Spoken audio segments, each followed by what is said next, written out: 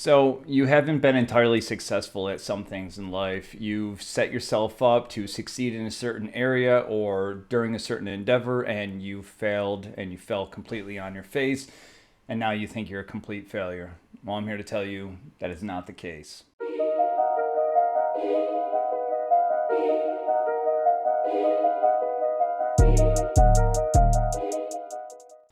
What does it mean to be a failure in life? There's this concept throughout not just Western society, but much of the world. In fact, probably the Western society is one of the more accepting parts of the world that actually will not completely stigmatize a person for the rest of their lives if they are not successful in any endeavor. We all know somebody who comes from Eastern culture where, their family had these high expectations that they were actually just going to, become a dentist, become a doctor, become some kind of engineer, something they were going to sail to unbelievable heights, and it just didn't happen that way. And at the end of the day, now their family is thinking that they're a failure, or that they have let themselves down, or that they've let the family down, and now they carry this stigma for the rest of their lives, and they're feeling this intense sense of shame, this intense lack of purpose for the rest of their life. And I gotta tell you, that's just a mindset that needs to go away completely. People don't seem to understand that there is such a huge benefit to failure. We set ourselves up for success over and over and over again, but not many of us are actually designed in that way to be able to actually endure one loss after another. We learn from an early age, and this is why it's so important for parents to instill this sense of it's okay to fail, it's okay not to meet your mark in children early on. And I'm not talking about the culture that gives you trophies for participation, because I don't absolutely believe in that. But what I do believe in is when you teach a child that they just give it their best, they give it their all, they try their hardest, and they don't seem to measure up, or they don't seem to meet their goal, that they don't need to feel ashamed about it. They don't need to feel like they're a failure, or that they've disappointed you, or that they've let themselves and you down. That's such a wrong way to teach a child for their future, because that's what we do as parents, right? We build children up to be ready for the world. This is why it's so important also for parents who decide that they want to helicopter, I believe it's helicopter parenting, where they want to micromanage every detail of their child's life, or where they want to make sure that their child never suffers any kind of disappointment. They never suffer any kind of, discomfort. We don't want those things. Our main responsibility as parents is to teach our children to be ready for the world going into the future. We're trying to teach them to be productive, self-confident individuals, so that way when they do face the world on their own, they're not looking for mommy, they're not looking for daddy, they're not looking for somebody to be there to comfort them, to show them that the only way that they could possibly move forward is through comfort, and through that person being there to actually cuddle them or comfort them. Now, don't get me wrong, I'm all about providing love and comfort and making sure that you provide that person reassurance.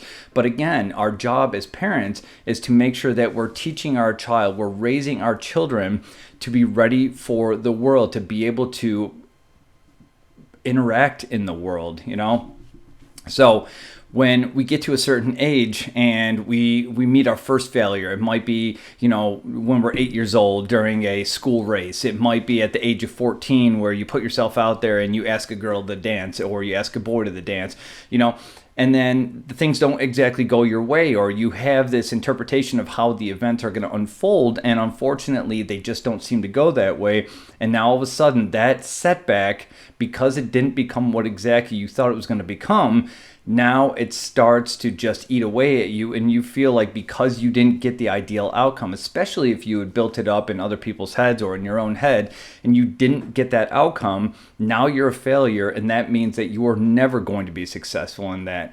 And you start carrying that stigma, you start carrying that energy forward in life, and it's not just that one setback, it's not that one failure that really sets you back for the rest of your life. but it's these continued patterns of setbacks, right? In which we're all going to experience throughout our lives, right? Especially when we apply the law of averages. The more you put yourself out there, the more likely it is that you're going to experience setbacks. If I was somebody who never wanted to go ask girls out on a date, if I was somebody who never wanted to approach girls, I would never experience a sense of disappointment. However, if I was somebody who made it a purpose that every time I see a beautiful girl, I decide to go up to her and ask her out, or ask her name, or ask her number, just talk to her, the more I do that, yes, the more likely it is that I'm going to get a positive interaction out of that. The more likely it is that I'm going to get yeses, that I'm going to get numbers, that I'm going to get dates. But there's also a higher chance that I'm going to get I have a boyfriend, I'm not interested, I don't find you attractive. The things that people typically avoid in confrontation because they don't want to feel like failures. They don't want to feel like they're not measuring up. And that's really what it all boils down to, is the feeling, the sense that you're not measuring up. So as a father who gets fired from his job, as a mother whose relationship fell apart when all she wanted to do was have a happy, solid, secure family for her children to grow up in, when we experience these setbacks as adults, we start to become afraid of putting ourselves out there. We become afraid of taking another step in that direction because you couldn't handle that one failure. And now you believe that if you go out there again, you're going to experience failure again. And you're just going to compound this feeling of being an absolute disaster in your own life. And I have to tell you, it doesn't need to be that way. You need to really shift your thinking. You really need to come back from this mentality that failure equals bad, because failure doesn't equal bad. Failure equals learning opportunity. And I need you really, really, really to see it that way. I need you to kind of take a look at the idea that failure means that you have a chance to step back. Unfortunately, fortunately and unfortunately, when something does go our way, it doesn't really cause us to reflect on that period. Now, would it be a good idea to? Yes, but do we all do it? No. When we're successful at something, when we win that school race, when we accomplish what we set out to accomplish, when we accomplish that goal, when we win that victory, when we get that date, a lot of times we just relish in the moment. We cherish it. We're so happy. We're just elated that things actually went our way, to the point that we don't become introspective. We don't look at the circumstances, and we don't sit there and say, how could I have actually done that better? How could I have approached that differently? Why? Because things were successful. Things went our way.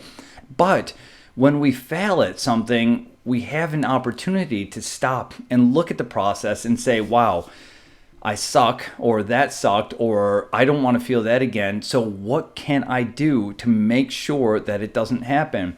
I'm going to tell you, my biggest kick in the last 2 years as far as reading goes is reading books on entrepreneurs, reading books on companies, and learning about their growth.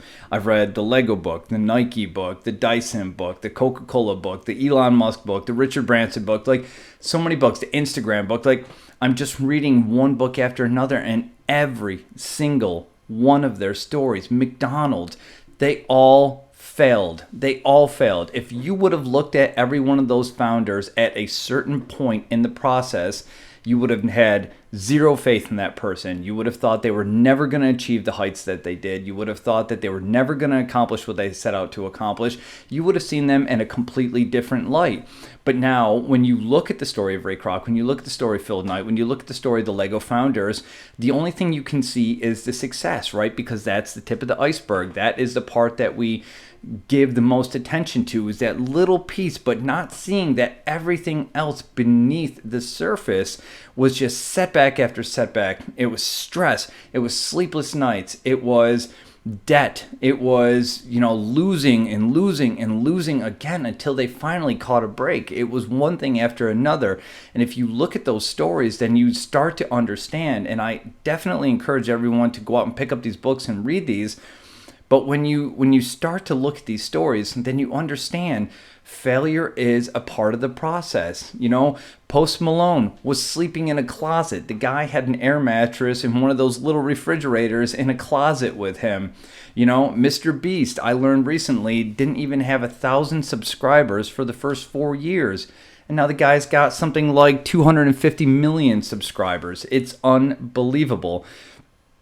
We really have to stop looking at failure as a negative thing. We really have to stop looking at failure as, this is what defines you going forward, because that's not at all the case. Yes, maybe you didn't win the race. Yes, maybe you didn't get that job. Yes, maybe you got fired from that job and now you are struggling financially. Yes, maybe you're in debt. Maybe you have, you lost your home because you lost your job.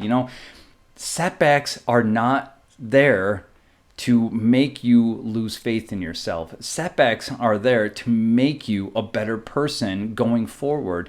So yes, we've all experienced it. People have had to file for bankruptcy. Successful people have lost their home. Successful people, if you look at the Lego story, the bankers were on his back repeatedly, sending him collection notices, ready to take his property. Lego is the largest toy company in the world today. Mr. Beast, like I said, over 250 million subscribers. Like, we only have the tendency to look at the successful outcome of somebody and the successful moments in our lives, but we also take these little tiny anthills and we turn them into mountains when we have a failure, and we think that that just defines the future. So what I really need you to do going forward, stop looking at your failures as a definition of who you are and what you're capable of. It's not the case. It's never been the case. It's all in your head. And a lot of times it's what society projects. It's what people project. And yes, you are going to be surrounded in your life. If you aspire to be more, if you want to set yourself up for success, if you want to accomplish something new, if you want to take on a new degree, a new field of study, if you want to have a new career, if you want to aspire to be something greater than what you are, there are going to be people in your lives. There are going to be people, very close to you even, girlfriend, boyfriend, wife, husband, parents, siblings. There are going to be people in your lives who are not in your corner, and that's fine. They don't have to be in your corner. Now, it's one thing to go the opposite direction and just try to suck the motivation out of you and just tell you you're a failure. That's just obviously a toxic relationship. But there are people who are just not going to share your enthusiasm. There's going to be people who even, to some degree, kind of hope that you don't make it, because anytime you do make it, anytime you finish writing that book, you win that race, you accomplish what you set out to accomplish, you reflect back to them how little they are accomplishing. And most people, let's be honest, don't have the motivation to continue to climb the ladder. That doesn't mean the ladder in terms of career. That could mean the ladder in terms of health, of fitness, of ambition. It could be just anything in your life, and it could be everything together at once. That's just the ladder of your life. Most people get to this point and they just stop halfway and they say, I'm comfortable. I've got a job. I've got 2 kids and a dog. I've got a car. I've got no car payments. I'm happy. Things are stable. I'm content. I don't like content. I don't want content. I want thriving. I want happy. I want continuing growth. I never want to get to a point in a relationship where we're just stopping and we're saying, we're fine. This is just the way it is. I'm content. I don't need it to be anything more than it is. I certainly don't want it to be any less than it is. But I don't want to be at that point. I want to be at a point in my career, in my relationship, where I look at it and I say, this is fantastic, but it could be better. It could be better. And that doesn't mean you should always be chasing something, but that does mean that there's always potential for more growth. I study jujitsu regularly, which is why I have a little bit of a black eye, which is why I always have like little marks on my face, but that's fine. But the greatest thing that I've learned through jujitsu is that it never ends. You think you get to a black belt and you've reached this pinnacle and you've reached this summit, but what ends up happening when you get to black belt is the clouds clear up, and now all of a sudden you can see the full potential of the mountain in front of you, and you realize, my God, I've only gone 10 years on this journey. I can go another 30 years. I can still, in 20 years from now, be learning things that I'd never learned before, learn how to maneuver in certain ways. There's always, always, always growth. You're always humbled by the process, and that's how life is. Now, if I would have based any bit of potential on my jiu-jitsu, training on my first week of training, I would have felt like I'm never going to get this. This is going to be horrible. This is going to be difficult. I don't have the potential. I'm not cut out for this, and so on. You can't do that. You cannot get a foot into the process. You can't get a mile into the process and look at it and say, I've been nothing but unsuccessful up to this point. I see no future for me. I don't think I should try this. It's just not cut out for me. And you look at these stories, these books that I was talking about, most of them will say the same exact thing. Do not give up. Do not give up. Never give up on yourself. Never set out to achieve a goal and then get so far down the line and just say, you know what? Maybe this isn't for me. Maybe sales isn't for me. Maybe this relationship isn't for me. Maybe, this type of sport isn't for me. Everything is for you. If that's what you wanted in the first place, it's for you. You just have to commit yourself a little bit more. You have to be willing to accept those losses, those defeats, those setbacks, those failures, and understand that what they are in disguise is an opportunity to grow, to reflect on the process and say, okay, I did it this way this first time, and you know what? I realized that was not the way to go about it. Now I need to shift. That right there is Darwinism, all right? Everybody says Darwinism is survival of the fittest. No, it's not survival of the fittest.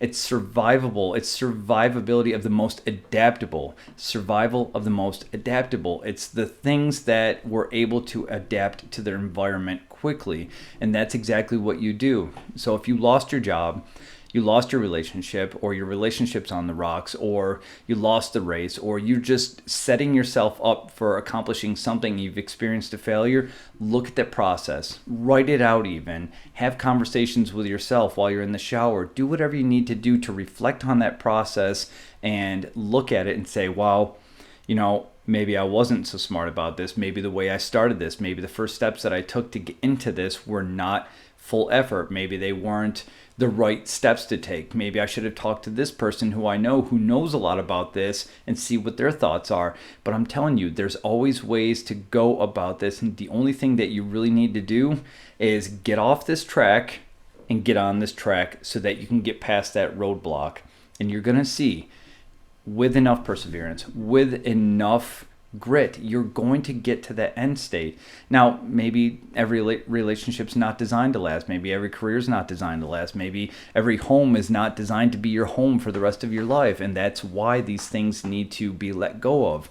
But it doesn't mean that if you do lose those, that you're going to lose things for the rest of your lives. Now, I'm going to be honest, this relationship that I'm in, it's caused me to grow more than any relationship I've ever been in, because it's been difficult. It's been challenging, but it hasn't been challenging because her and I are just not right for each other. It's been challenging because her and I have both carried things from our past forward, and it's caused me in the process to really, really reflect on who I am as a person, which no other relationship ever had. I've never looked at myself in the same way and said, what have I been doing to make this happen? What have I been doing to contribute to this? What have I been doing to not help this be as successful as it can be? And that is a success.